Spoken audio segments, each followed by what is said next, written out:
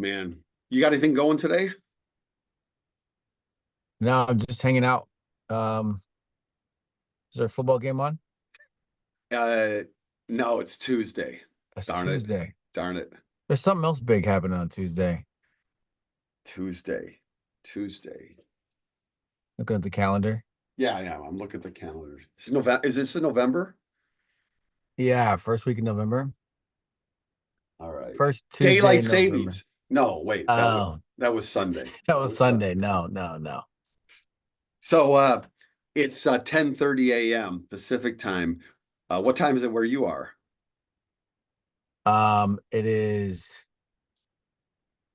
where are we at? It is 2 p.m., 2:30 p.m., No, that's close. It's a good try. It's a good try. 1:30 p.m. Yeah. because daylight savings times happen.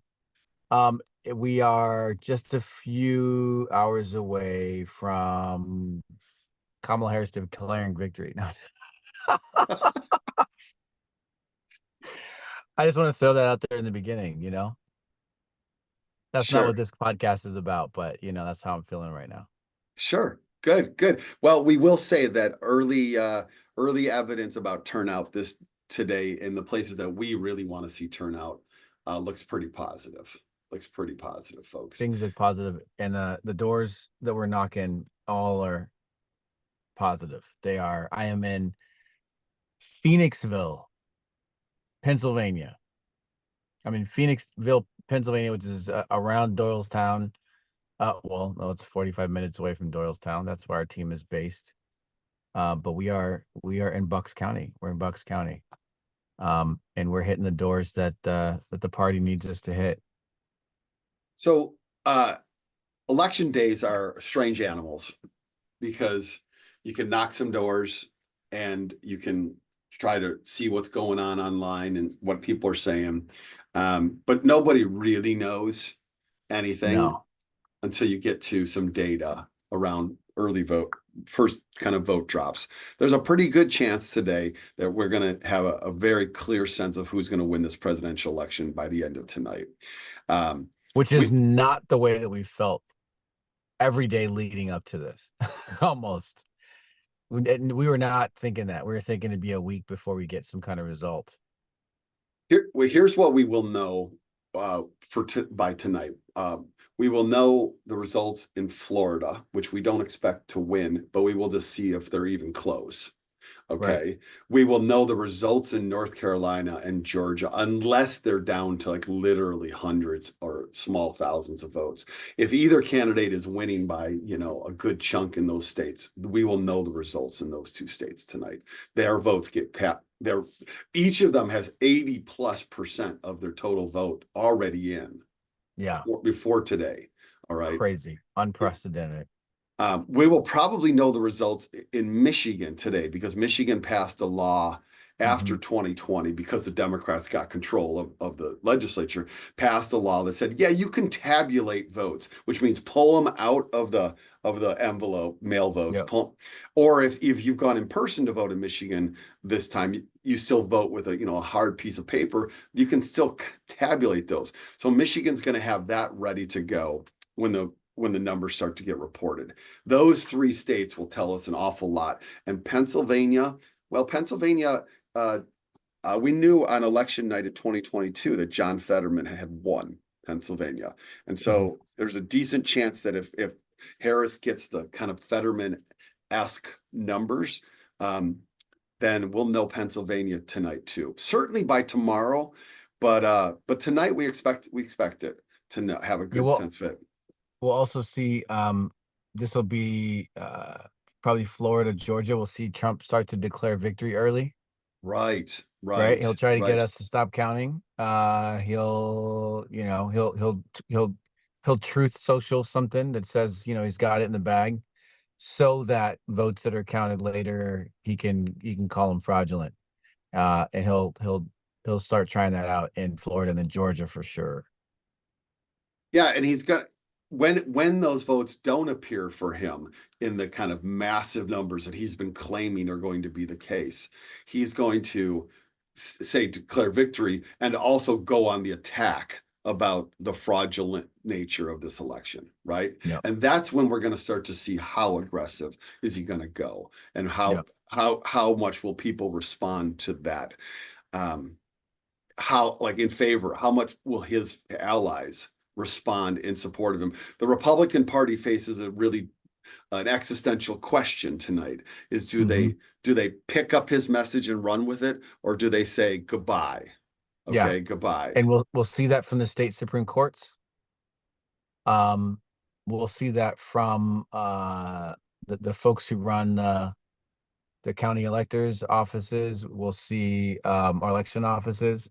Well, the boards. We'll see those people and what they decide to do. I think a lot of these folks sign pledges, and that I think we'll see a bunch of them. Well, we'll see if they decide to go back on those or not, and to be on the right side of history.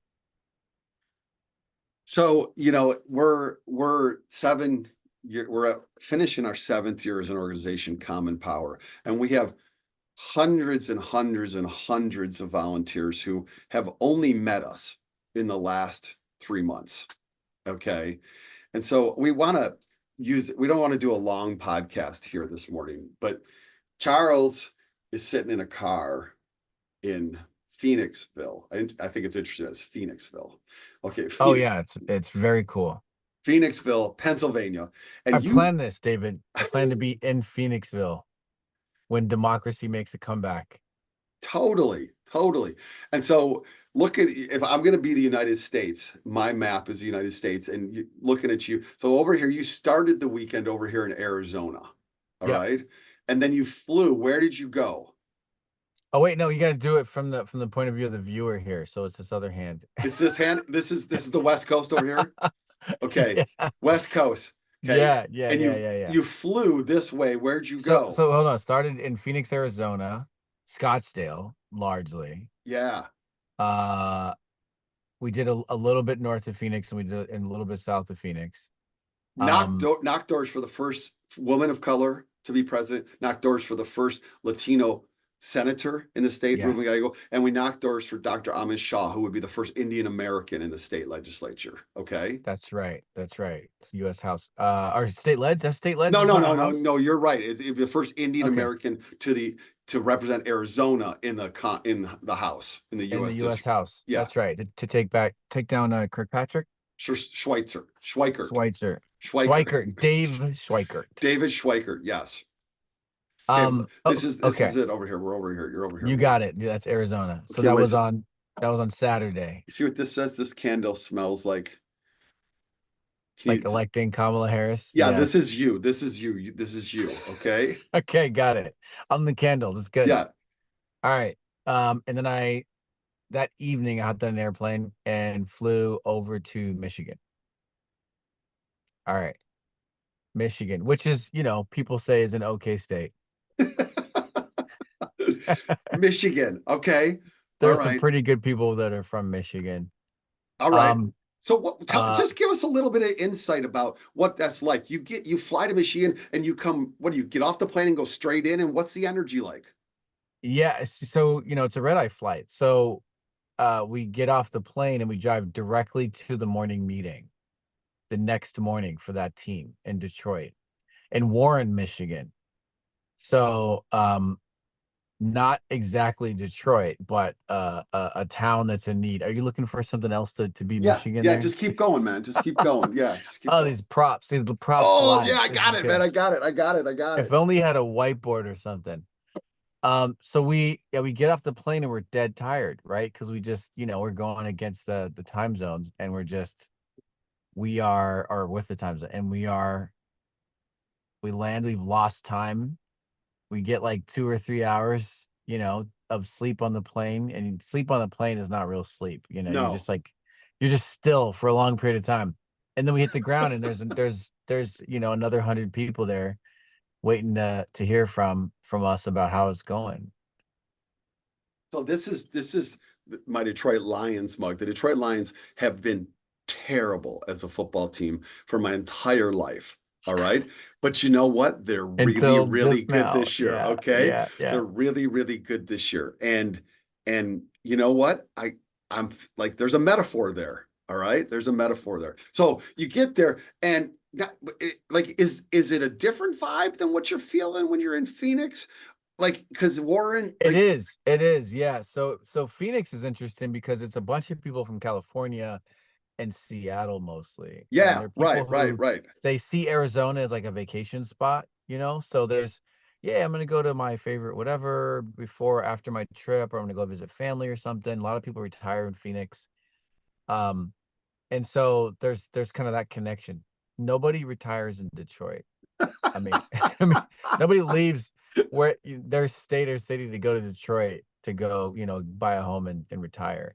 It is especially Warren, and it's very blue collar. It's got these areas, these massive environmental tolls from the industry around there, Yeah. and it's got a bunch of disenfranchised communities that are trying to battle through life, let alone vote. So it's a totally different, the culture is different. It's a smaller team, but they grind hard just like Mhm. folks in Detroit. They were working so hard. They got a call last night from the National Dem office telling them that they're going to be deployed today on demand based on the needs of the party in Michigan. Oh, really? Yeah. Oh yeah. They got special deployment this morning as like a special operations force. Okay, so you're in Detroit right here with my Lions mug, and then that's Sunday, right? Okay, Yep. then what? Then we hop on a quick flight over to Wisconsin. Quick flight. So that's yeah, you're the right. Oh, what This do you this is is that beer. beer? As a Is beer, that okay? beer? Yeah. Oh Wisconsin has my the highest per gosh. capita beer consumption in the country. All It right. does. So they can stay warm. Yes. That is a dusty bottle of beer, man. Is that like the last beer you ever had or No, something? it's when I left UW and retired there, some folks that have been students of mine who are like to brew their own beer made a Oh, beer. cool. Okay. Cool. And they gave me one and it had this little thing on it. Okay. Oh, But look at that. it's come off. So Who it's is not that? Is that like a president or something on the so picture? yeah. Let's see here. Hold that up again. I know. Is it like a movie star or something? What is that? I know Brad Pitt or me. I'm not sure. Oh, It's is it one of the Brad two. Pitt? Yes. David Domke. So A right young here. David Domke. So Um, you're in Wisconsin now. we're in Wisconsin. We're in Milwaukee. We land there, and we're there for we land and we go and see the team leads because we're there early enough because we're going the other direction. We land there and we get to meet the team leads, and Wisconsin is the team that I led in 2018 when we were all figuring this out. Yep, That was the state that you knocked on your first doors with me with that team I sure did. and Racine, and it's where a bunch of the practices that we have woven into fieldwork now come from. It's the meals together out in the field. It's the evening dinners together, those kinds of things. It's Yeah, the team leads as a group and not as individuals. yeah. I think that Those are that things that we practice first in Wisconsin. yeah, and you and the folks there developed that culture of come for the work, stay for the people. And Exactly. when we were doing this work in 2018, we were doing our very first travel and first trips, and we were kind of just exploring what this organization was as an idea. Um, Wisconsin was the team that, and the Florida team, right, were the Yep. teams that became these kind of markers of what could Yeah. be. And it's long been legendary within Common Power that Team Wisconsin is a cult. Okay, is a cult because everybody cares so much, and they don't leave. They keep coming back, and we stick around, Yeah. right? And so and we go there election after election because there's so many elections, Supreme Courts, and so Mhm. much stuff. Um, But it's absolutely true that Team Wisconsin, and you were the leader of that, and the body of volunteers that have come through that body of work, the Carrie, the Fridas, the Jennies, all of these folks Hmm. have defined this organization. All right, you guys have defined it. Now, also defining this organization has been Larcy Douglas and her work in Action Academy, and Terry Ann Scott and her work in the Institute. But in the fieldwork space, so many of the principles that now drive us, I agree with you, come out of that experience. Yep. Yeah, and fieldwork is is really the crucible. You know, the institute and the academy are good spaces for people to kind of explore, do some self-development. They're safe for community building. Fieldwork is where a lot of folks who are kind of in the CP circle interact with people who are just attracted to us for the work and test out this theory that a bunch of people can put their differences aside and focus on a common goal. And it is a test. And there's sometimes there's a lot of friction and it's hard. You're living with people basically for 4 days. And these are people who some people are like, I am fully down for the cause. I've read the books, I saw the video, I'm trained, I understand about, wealth disparities and redlining and history of slavery in America and all that. And you got some people who are like, listen, I just want Kamala Harris to win and I'm going back to my life and I don't care about all this other stuff. And we mix those people together and we say, go and accomplish this thing together. And it is tough sometimes. It is tough, but it's a true test of can we come together as a country? Because if we can't do it on the left, we can't do it at all. Yeah. And I think that's honest about who we are as an organization. If you're not down for the interracial, intergenerational work and community, but doing work, not just talking about who we are, but actually doing work, then this isn't the place for you. It isn't. Sure. So you're in Wisconsin, you're there, Yeah. you're in Wisconsin, and then where do you go? Wait, so while I'm doing this, man, you're giving this like tour de force lecture in Arizona, right? You're doing a Oh, classic Domke lecture. You're introducing the CP system to people. You're you know, you're talking about how we built this thing. you're talking about on Sunday. Yes, on Sunday Yeah, I was doing that. Yes, not historically, although I was doing a lot of talks then too. But you're talking about Sunday. Yeah. Well, yeah, Dr. Terry Scott was doing a similar kind of thing in Pennsylvania while you were in yeah, Wisconsin, and that's right. I was doing it in Arizona.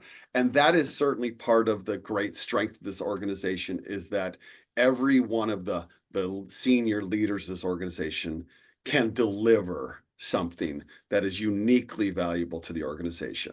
All right. So Yeah, yeah, and we talked about the system, and just as a pin to put a pin in it, everybody, we're going to do an event yes. in the next 2 weeks, one online and one in person, that talks about the CP system so that we can lay it out for everybody. Yeah, we're proud of what we built. And the fieldwork is the delivery of so much of this stuff, of all of it, really. It all gets delivered in fieldwork. But people who start in field work often wonder how. How do you get all these staff members? How do you get all these Action Academy students? How do you get these teachers to all converge in this? How do you build this complex system that has just enough training and preparation, but not too much? Has these community building elements. We want to explain that to you. We want you to actually understand what that is because we want you to appreciate it more and be a part of it and know what you're a part of because it is a system for churning out, for introducing brand new people to volunteering and keeping them going every single year so that we can respond to these threats to our democracy. Absolutely. And it's a hell of a system. Hell of a system. Okay, so we want to finish the journey now. So because you're not in Wisconsin anymore. So you go from Wisconsin right here. You go from Wisconsin and you go to Pennsylvania. So you're gonna go. What is it going to turn into? I want to see what the next item is. Okay. What is it? What So is it? last night last night, Kamala Harris's final rally of the campaign was done at Okay. the Museum of Modern Art in Oh, Philadelphia. okay. I Okay. didn't know that. It's in the Rocky movie. Yeah, where the stairs. Sylvester Yeah. Stallone goes up the stairs and he goes and so at the base of the museum is actually a statue of Rocky. Yep. Okay, so that rally was spectacular last night. So here's this rally. Okay, so this is Okay. Philadelphia. Okay, this All right. is my ping pong championship trophy from the little neighborhood pool club we're in. Okay, Is that did you beat some children to get that? uh, there were a lot of adults also. All right. Yes. So this is Okay. where you're in, and we also know that Pennsylvania is the crucial state. It is the It most important is. state in this election. So when we win, this is the way we're going to feel, right? That's right. That's So right. you land and you come into to Doylestown / Phoenixville Yeah, / Bucks County. we fly to Philly, and then I gotta drive, an hour and some change to get out to Bucks County, where there's still 100 people out here knocking on doors from the Northeast, mostly. I mean, mostly from Seattle, but a ton of new people from the Northeast, people from Texas, people from the Midwest out here, and this is some of the most hardcore door knocking still in the country. We're not in Philadelphia proper getting out the vote with in blue neighborhoods. We're still someone told me about their going up to Trump door, and she'd never knocked on doors before. And it was not a good experience, but she was like, this is the work. This is what we got to do. Hmm, We had one of our volunteers, she was just bitten by a dog, actually, hmm. which is, not uncommon. And it's also not the worst thing to happen to you in general in America. But I called her and I was like, how's it going? What can we do for you? How you feeling? You okay? And she's like, I'm gonna get bandaged up and I'm gonna get back out in these doors. And I was like, are you sure? She was like, yes. I came out here for a reason. I need to get back to work. And I was just like, whoa, whoa. This is amazing. These are our people meeting this moment. Yeah, that was my feeling in Arizona when I was there over the weekend. Like we started at 7:15 on Saturday, and then at 8 o'clock on Sunday, and you had to get in your car and go to a local park to get there at 8 o'clock on Sunday. And my God, people were ready to go. Okay, they're out there. Then that's one of the truths about the body of folks who volunteer with us. I think is that, and I think this comes partly with the way the organization runs, but it also comes partly with the choice that people make to fly somewhere Mm, to go to Vancouver, Washington. We had 30 plus people in Vancouver, both hmm. Saturday and Sunday from Marie Glusenkamp Press. When you make this choice to move your feet, in the words of the great John Lewis, right? To move your feet, then I think you mentally move your mind too. Yes. And you're like, I'm in. Yeah. Okay. Yeah, it's an environmental shift that your body feels. And it also removes all these other things. I think Yes. that's another Yeah. piece is it removes all I won't call them distractions, but just other things that you normally focus on when you're back home. And so you almost have no choice but to lock into this thing that you're doing. And because we use a cohort model, and someone has asked us this before, why don't we do the thing where we open up shop for a month and then just allow people to fly in whenever they want? Mm, When you use hmm. the cohort model, and you know this better than most, there's a beginning and an end, Yeah. Yeah. and there's a Yeah. journey that people take Yeah. together. And Yeah. so they experience this thing together and they develop together, they bond together through those experiences. And that is such a focusing thing. I'm not telling you, David, because you know this, right? This is what you teach. This is the way that the one of the ways that you teach. But for the folks listening to this, that's why we do this. It's because we are focused on developing volunteers for the future while we do the work now. This is not just about churning out doors. It is not just about churning through people. It's getting them to go through this experience together. So it's catalyzing. Yeah. So they continue to do work in our seventh year now. There are people that knocked on doors with us here in all four of the states we've been in that have been with us since the very beginning. The very beginning. There are people with us who started later and have continue to knock on doors with us every single year. And that's because the way we do it is a sustainable model. Yeah, that's really great. I think that's a great way to kind of wrap up this podcast and drive everybody to. We're starting to Zoom online at 2 p.m. Pacific time, which is just in 5 hours, 4 hours, 3 hours from now. Everybody who's out in the field is going to be knocking doors and then going to some candidate or campaign parties, or they may go back to their hotel room and actually want to join us on Zoom. Yeah. Might want to Yeah. join us So on Zoom. some people Okay. will need some quiet and some privacy. So folks who are out in the field, though, will be calling in and joining us on Zoom. We'll be doing some analysis on Zoom. We'll be in community. We'll be paying attention.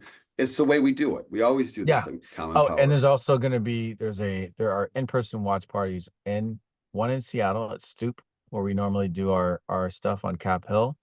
There's nobody left in Seattle. Everyone's knocking on doors, so it's not going to be a CP programming, but they'll have the TV up and some good beer and some good community there. Um, there's a party in New York that Jeffrey is helping to host. Mm, Our team lead for Nevada. I think Carmen's helping him out. Both educators through the institute. And then there's another party going on in Georgia, in Atlanta, okay. because we have a Okay. big contingent of Action Academy students that have come through the colleges there, which is real. I just thought about this. That's like the triangle of our different communities. Seattle's the bulk of our volunteers and then our donors. New York is hosted by two educators that came out of the institute and the learning tours, and then Georgia is Action Academy students, and they're hosting it at their college at Oglethorpe. That's That is really cool. super cool. That is really cool. And just to keep to everybody know, tomorrow, Wednesday night, Yeah. we will do a Zoom at 5 p.m. Pacific time. That'll probably be a couple hours Zoom, and it's going to be a processing of where we're at. If we know the outcome at that point, well, whatever we know at that point, we'll be doing some data analysis. We'll be together, and then we have a Thursday evening Zoom at 5 p.m. Pacific time also. So 3 days in a row as we go through this, and then in about 10 days, and you'll all get notice this, we're going to have these events for the CP system. It's going to be a celebration in the CP system, because this is not the end, not even close. It's like the word end isn't even in our vocabulary. Okay. No, no, no. The baton just gets passed. It just gets passed on to the next folks. Yep. Um, Yep. so it just feels like 2008 was my political mountaintop moment as an adult. Barack Obama getting elected. I will say 2019, when we got Andy Beshear elected in Kentucky, felt really great too, because I've been a big part of that. That felt really great too. Yeah, you were on the ground knocking doors there. Yep, and we won narrowly, and his first Yeah. act as governor was to restore voting rights for Yeah, formerly yeah. incarcerated people. So that felt really, really great. 2016 was the abyss, right? The abyss. For all of us. Yep. Um, I would say today has echoes of all of these things, but is its own unique space, right? Like this has been Mm. something. 3 months of a campaign by Kamala Harris, Joe Biden stepping aside, all the energy that went into this, the thousands of volunteers around the country that have mobilized, the ones that we've done, all the people who've supported us with treasure and with funding in this work. It just feels really good, man. It feels really, really good. Yeah, it feels I feel like I'm trying to hold back how good I feel for the sake of the community. Because I don't want to be, I don't want to be the unreasonable. But I'm pretty fired up, dude. I'm pretty fired up. I feel really, really good. I feel like we're leaving it out in the field. I feel like the conversations at doors are telling us something. I've got a sample that's pretty good just from my own travel and seeing the CP conversations that we're having across these 16 states. Yeah. I mean, if all of this is wrong, then we're in deep, deep trouble. Okay. If all this momentum, of all these people, of all these stakeholders, all this money, all these small conversations door to door, if all of this is incorrect, then we are broken. And I don't think that we're broken. I don't. I got a lot of faith in us, in this country, not just us on our side, but I have a lot of faith in this country, and this country is telling us something right now. And we got to listen. We got to hear it. Yeah. Awesome. I'll see you tonight, obviously, right? Oh yeah, man. We're locked in for the next few days. If you've said to yourself, "Oh my gosh, there hasn't been enough of CP," then you're gonna get your fix, because it's gonna be almost every day, man. We're coming at you. Yeah, and tonight we're going from 2 p.m. Pacific time till at least Until. midnight. At least midnight Pacific time. Okay. All right. Okay, you got enough cookies, man? Uh somebody else said she's making cookies and bringing them to us next week. All right. A shout out Good. to It better be next week after I get there. it is. It is. Yeah, and it is. But yeah, if anybody's out there and I'm still available and No, no, no, no, no, no, no. Drop them off at the WeWork so they get rationed out the way that they're supposed to. Also, I heard about this little piece at the end of a podcast, sir, and Oh yeah, you love coffee. Charles wants coffee, not cookies. I Okay. like both. Okay. Okay, I like both because the coffee and the sweet thing go together. But don't try to take my cookies, man. Okay, All right, let's go. let's do it, man. Let's do it. Let's go. All right. Come on. All right. See ya. See ya.